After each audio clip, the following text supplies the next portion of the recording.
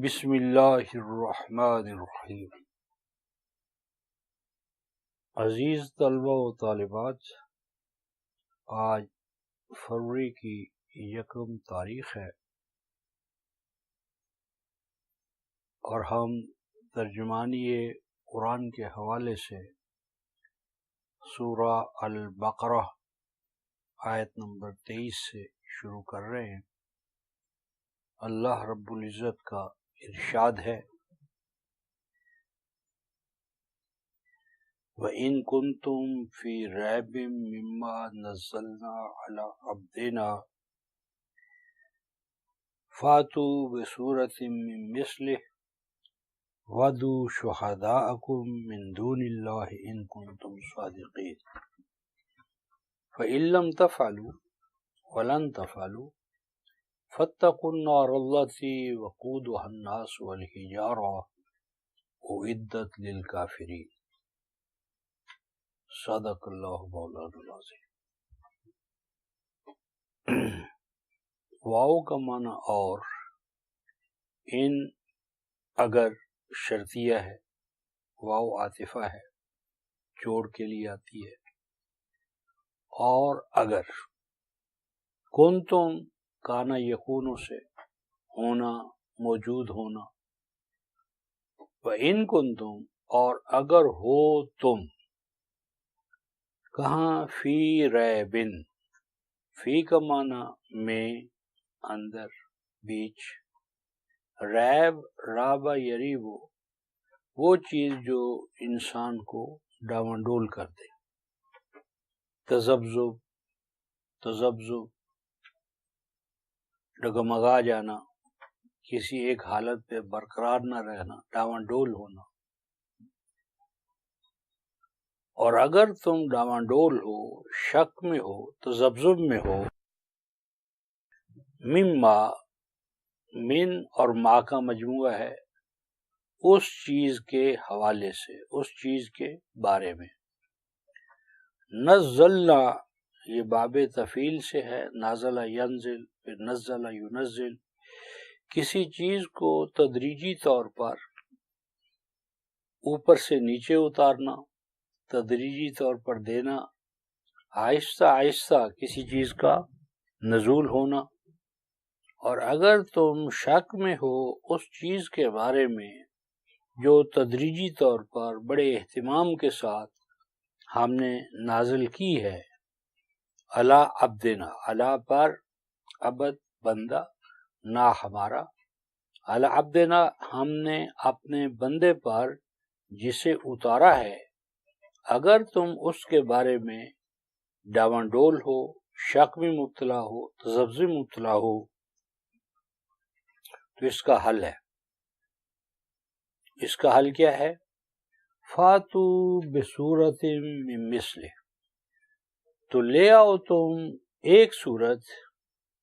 اس جیسی، اس سے ملتی جلتی، اس کے مماثل، ان کنتم صادقین، اگر تم اپنے اس دعوے میں سچے ہو۔ اور اس کا مثل لانے میں ایک اور بھی تمہارے لیے سہولت ہے، وہ کیا ہے کہ وَادْعُوا شُهَدَاءَكُم مِّن دُونِ اللَّهِ، جتنے بھی تمہارے فلاسفرز ہیں، شعراء ہیں، بلغاء ہیں، اہل علم ہیں، تمہارے حمایتی ہو سکتے ہیں، مددگار ہو سکتے ہیں، ان سب کو بھی اپنی مدد کے لیے بلا لو۔ اور آگے مزید برآں ارشاد فرمایا، فَإِن لَّمْ تَفْعَلُوا، اور تم اس چیلنج کا جواب آج تک نہیں دے سکے، مزید سنو، وَلَن تَفْعَلُوا،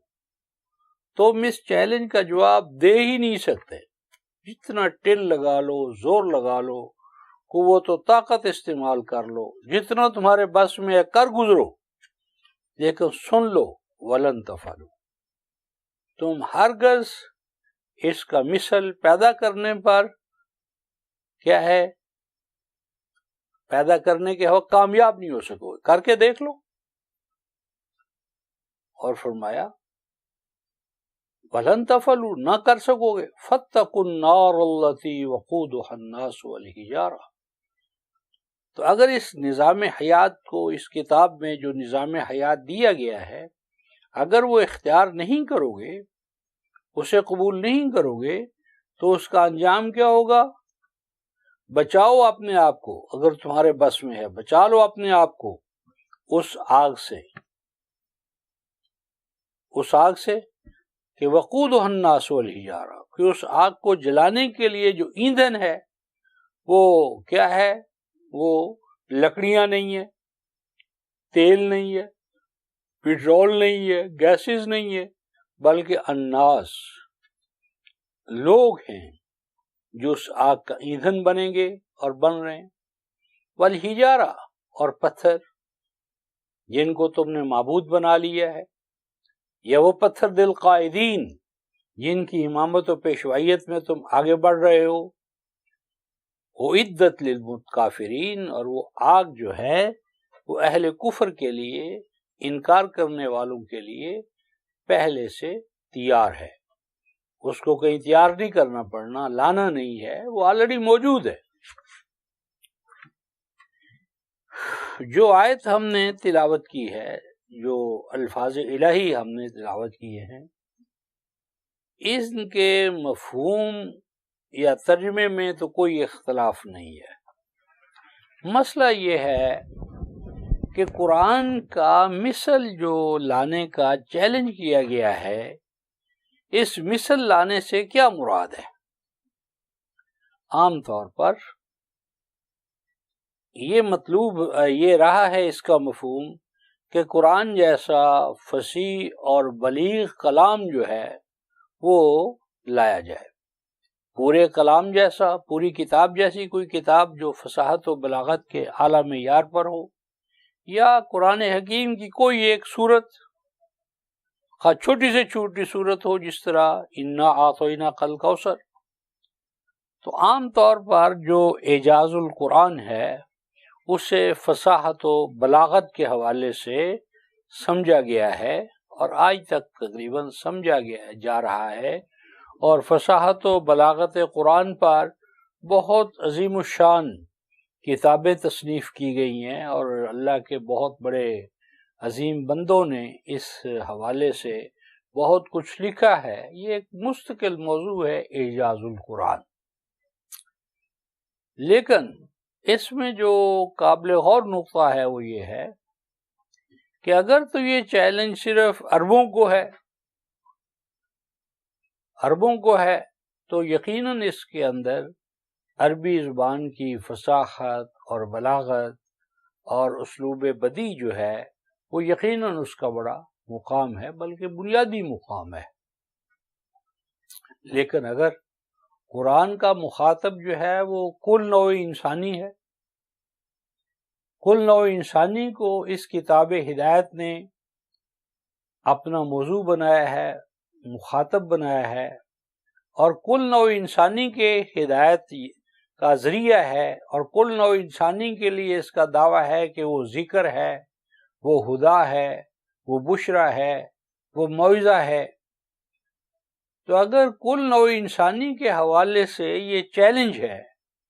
تو پھر اس میں سوچنے کی بات یہ ہے کہ عربوں کی فصاحت و بلاغت جو ہے وہ اجمیوں سے کیسے طلب کی جا رہی ہے، اور غیر عرب جو ہیں وہ قرآن جیسے فصیح و بلیغ کلام کے حوالے سے کس طرح ان سے یہ مطالبہ ہو سکتا ہے۔ اس لیے ہمارا تصور یہ ہے کہ یہاں جو قرآن کے مثل لانے سے نوع انسانی کو چیلنج کیا جا رہا ہے، تو اس سے مراد دراصل ہدایت ہے، گائیڈنس ہے، جو نوع انسانی کو قرآن فراہم کرتا ہے۔ اور قرآن کے اس مقام کا معنی یہ ہے کہ اے نوع انسانی، اگر تم اس کلام میں جو نظام حیات تمہیں دیا جا رہا ہے، اگر اس نظام حیات کا تم انکار کر رہے ہو، تو نوع انسانی کی فلاح کے لیے کلی طور پر کوئی اور نظام لاؤ، یعنی جو قرآن کا نظام حیات ہے اس کا انکار کرتے ہو کرو، لیکن قرآن جیسا کوئی نظام حیات لاؤ جو نوع انسانی کی فلاح کا ضامن ہو، نوع انسانی کے لیے استحکام کا باعث بنے، پوری نوع انسانی کو ایک یونیورسل برادرہڈ کے اندر وہ تبدیل کر سکے، پوری نوع انسانی کو کنبہ الہی بنا سکے، تو وہ بیسز جو کتاب اللہ نے، قرآن حکیم نے، کلام الہی نے فراہم کی ہیں، ان کا انکار کر دو، کرو ٹھیک ہے، لیکن اس نظام کے لیے کوئی بیسز فراہم کرو، اس جیسا کوئی مماثل نظام لاؤ، اور اگر کل نظام نہیں لا سکتے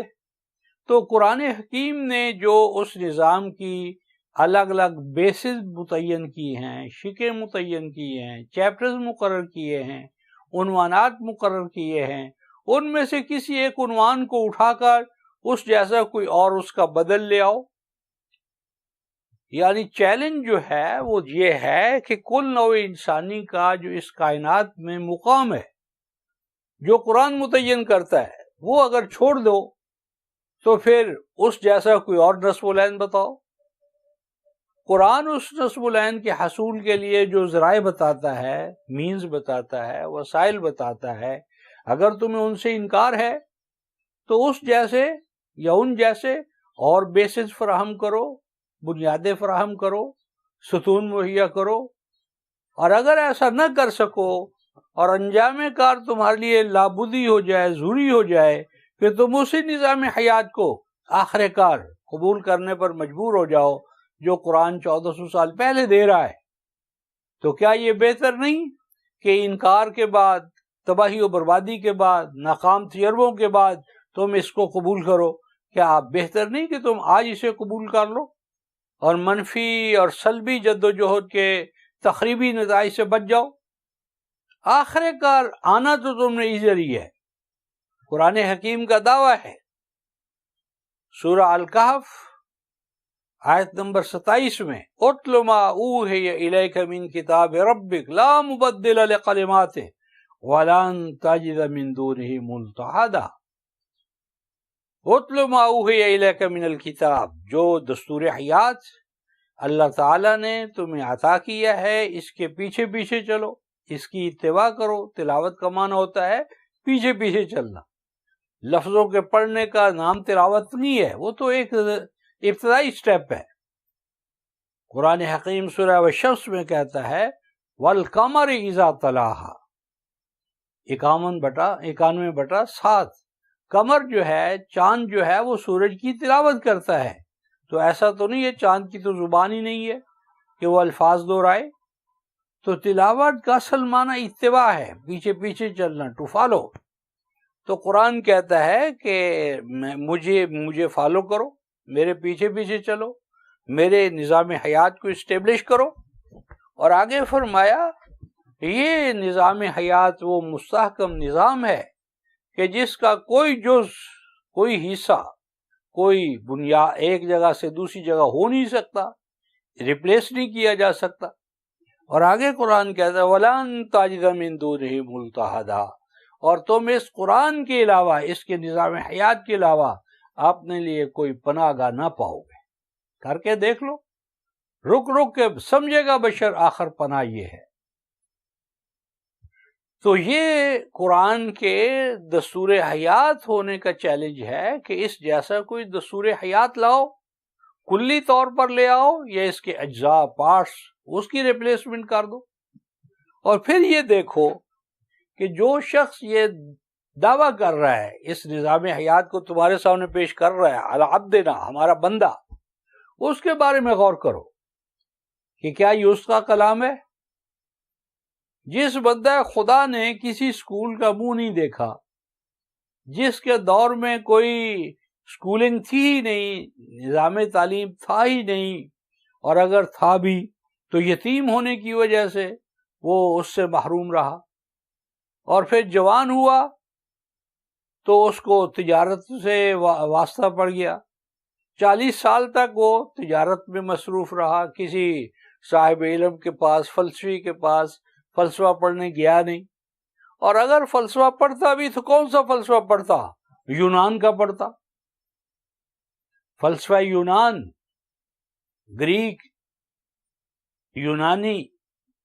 علم تھا اس دور میں وہی پڑھتا۔ تو قرآن کو دیکھ لو کہ کیا یہ علوم یونان کا حامی ہے؟ یہ جو تصور حیات دے رہا ہے، جو تصور علم دے رہا ہے، جو فکر و فلسفہ دے رہا ہے، یہ اس دور کے کیا قیامت تک کہ کسی انسان کی سوچ میں یہ ہے نہ ہو سکتا ہے۔ تو یہ دلیل ہے اس بات کی کہ اس بندے کا یہ کلام نہیں ہے۔ اگر اس بندے کا کلام ہوتا تو اپنے زمان و مکان میں جو افکار و تصورات ہیں وہ ان سے متاثر ہوتا،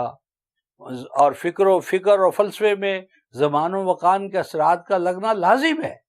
تو اس میں کوئی زمان و مکان کی پرچھائیاں دکھاؤ، کوئی اس کے اثرات دکھاؤ، تم دیکھو گے کہ ہر دور میں قرآن علم انسانی کا رہنما ہوگا، علم انسانی کی گویا کہ پیشوائی کرے گا، علم انسانی کو راستہ دکھائے گا، اور نوع انسانی آخر کار اسی نظام حیات کے پاس آ کر رہے گی۔ تو اور دوسرا اہم نقطہ یہ ہے، قرآن چیلنج کرتا ہے کہ اس جیسا کوئی لاؤ۔ تو ہم دیکھتے ہیں کہ عربوں نے بدر میں، حنین میں، احزاب میں جنگوں پر جنگیں تو کی، لڑائیوں پر لڑائیاں کی، ہر حوالے سے اسلام والوں کو، قرآن والوں کو ناکام کرنے کے لیے جدوجہد کی، لیکن اس کا مثل لانے سے عاجز آ گئے۔ تو یہ دلیل ہے اس بات کی کہ اس کا سورس صرف اور صرف اللہ کا علم ہے، انما انزل بعلم اللہ۔ تو یہ اللہ کا علم ہے، اللہ کے علم کے سوا کوئی اور چیز نہیں ہے جو اس کے نزول کا باعث بنے۔ تو یہاں تک ہم پہنچے ہیں، آگے بڑھیں گے دم لے کر۔ تو آخر دعوانا ان الحمدللہ رب العالمین۔